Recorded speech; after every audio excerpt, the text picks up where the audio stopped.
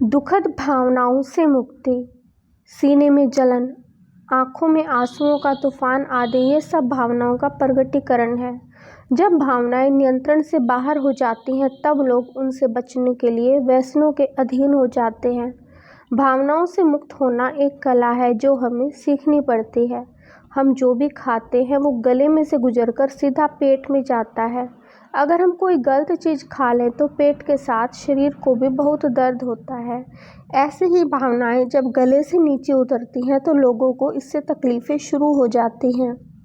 अगर आप भावनाओं को सामने वाले पर उगलते हैं या स्वयं निगलते हैं तो दोनों ही आपके लिए हानिकारक है। बुरी भावनाओं से मुक्त होने के लिए भावनाओं को दबाते हैं या सामने वाले पर उगल देते हैं, थोप देते हैं, चीखते चिल्लाते हैं, एक दूसरे पर बातें मढ़ते हैं। जब इंसान चीखता चिल्लाता है तो उसे कुछ राहत मिलती है, थोड़ा अच्छा महसूस होता है। सामने वाले पर क्या गुजरती है वो ये नहीं सोचता। जब कोई नकारात्मक भाव उभर आए तो उसे गले में रख लो और उसे उगलो मत, उसे प्रकट मत करो। इसकी बजाय सुंदर सुर अर्थात शब्दों को कंठ से निकालो। ऐसा करने से नकारात्मक भाव वरदान बन जाएंगे। कोई आपसे बुरा कहता है, विरोध करता है, आप मेहनत करके उससे आगे निकल जाओ। बुद्धिमान लोग भी भावनाओं को रोक नहीं पाते, इसलिए जीवन में असफल हो जाते हैं। हमें बचपन से ही भावनाओं को दबाना सिखाया जाता है। ये सिखाया जाता है कि पुरुष रोते नहीं हैं, पुरुष प्रेम को ज़्यादा प्रकट नहीं करते, पुरुष को कठोर ही रहना चाहिए, पुरुषों को घरेलू काम नहीं करने चाहिए।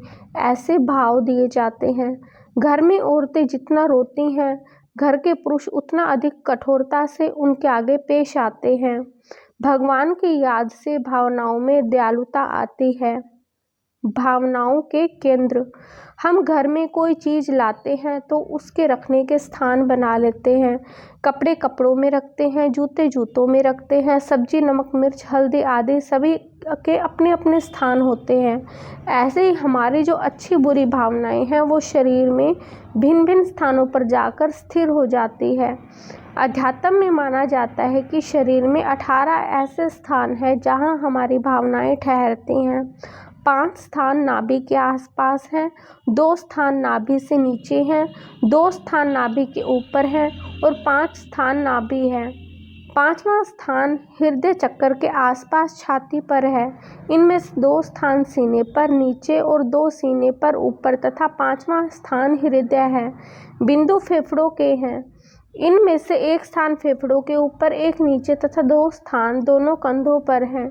इस तरह नाभि, हृदय तथा फेफड़ों के आसपास कुल 14 स्थान हो गए जहां भावनाएं रुकती हैं। बाकी के 4 स्थान हाथ, पैर, पीठ और सिर होते हैं। जब हम भावनाओं को दबाते हैं तो ये इन बिंदुओं पर जाकर जमा हो जाती है, वहाँ गांठ के रूप में उभरती है जिससे शारीरिक तकलीफ पैदा होती है। मोह नाभि के थोड़ा ऊपर महसूस होगा, प्रेम उस स्थान से अधिक ऊपर महसूस होगा, वासना की उत्तेजना नाभि के नीचे महसूस होती है। शर्म भी एक प्रकार की भावना है जो पूरे शरीर में महसूस होती है। शर्म 2 प्रकार की होती है, एक लाल शर्म, दूसरा काली शर्म। बच्चा या दुल्हन मेहमानों के सामने आते हैं तो शर्म से लाल हो जाते हैं। लाल शर्म असुखद लगती है परंतु दुखदायी नहीं होती। अपराध बोध की भावना या कोई बुरी बात से शर्म आती है तो व्यक्ति काला पड़ जाता है। ये शर्म दुख देने वाली होती है।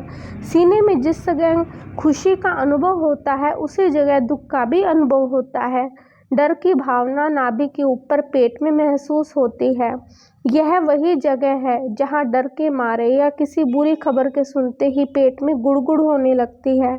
दिल में जब दुख या सुख ज़्यादा होता है तो आंखों में से आंसू झलक आते हैं। भावनाएं और उनके प्रभाव, मनुष्यों में मुख्य 9 सकारात्मक भावनाएं होती हैं, शांति, प्रेम, सुख, आनंद और ज्ञान।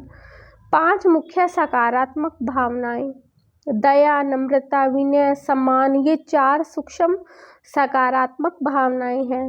इसी तरह काम, क्रोध, लोभ, मोह, अहंकार ये 5 मुख्य नकारात्मक इमोशंस हैं। ईर्ष्या, आलस्य, द्वेष और क्रूरता 4 सूक्ष्म नकारात्मक इमोशंस हैं। ये सभी इमोशंस शरीर के किसी न किसी अंग को प्रभावित करती हैं। ये इमोशंस शरीर के किसी अंग पर इकट्ठी होती रहती हैं। जब ये बढ़ जाती हैं तो किसी न किसी बीमारी के रूप में प्रकट होती हैं। वास्तव में ये इमोशंस संबंधित ऊर्जा चक्रों पर इकट्ठी होती रहती है।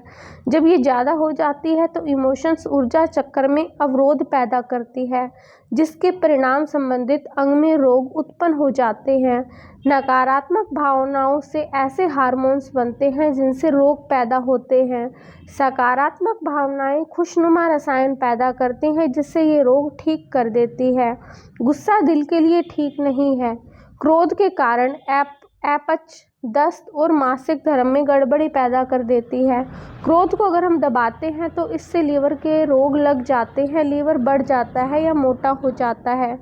चिंता से तीली के रोग हो जाते हैं। इससे तनाव और अपच भी होने लगती है। जिन लोगों को नींद कम आती हो तो इससे तीली के रोग लग जाते हैं।